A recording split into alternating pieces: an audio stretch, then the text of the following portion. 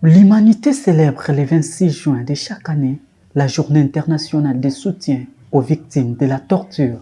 Interrogé sur cette journée, Maître Henri Wembolo Uchudi parle d'une occasion importante qui permet entre autres au monde entier de compatir avec les victimes de la torture. C'est une journée importante dans le monde, ainsi que les Nations Unies ont voulu que l'on puisse célébrer cette journée pour soutenir les victimes de la torture. Parce qu'il faudrait qu'on puisse se rappeler, se souvenir, compatir avec tous ceux qui, même en secret, sont en train de souffrir de la torture. C'est pour leur donner un peu plus de morale.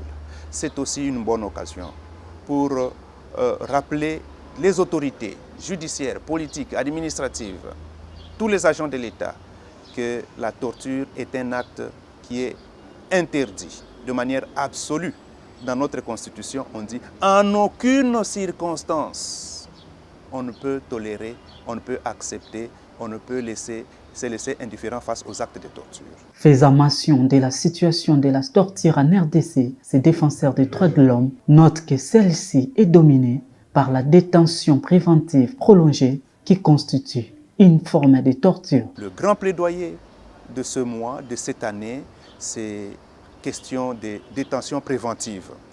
Plusieurs personnes se retrouvent dans des détentions préventives longues, de longue durée, et dans des milieux tels que, avec cette promiscuité des surpopulations pénitentiaires, il y a beaucoup de risques de torture dans les lieux de détention. Face à cette réalité désolante, le président de l'ONG-DH, Alliance pour l'universalité des droits fondamentaux, interpelle les décideurs. Nous en appelons à toutes les autorités pour contrôler de manière efficace et régulière les cas de détention préventive.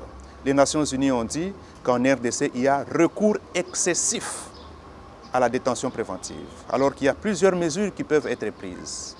Et ça ne s'arrête pas à arrêter, mais aussi les détentions sont longues, donc illégales et arbitraires.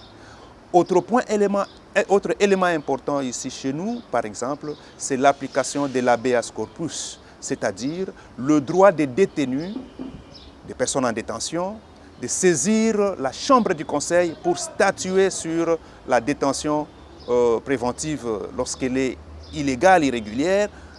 Le tribunal, en chambre du conseil, doit libérer la personne. Mais chez nous, cette procédure n'est pas encore appliquée, malgré que la loi existe déjà. C'est la loi qui a modifié le décret de 1959 sur le Code de procédure pénale, l'article 26 bis.4a. Cette disposition de la loi promulguée le 31 décembre 2015 donne à toute personne le droit de saisir la chambre du conseil pour statuer sur la détention préventive. Malheureusement, ce n'est pas encore appliqué.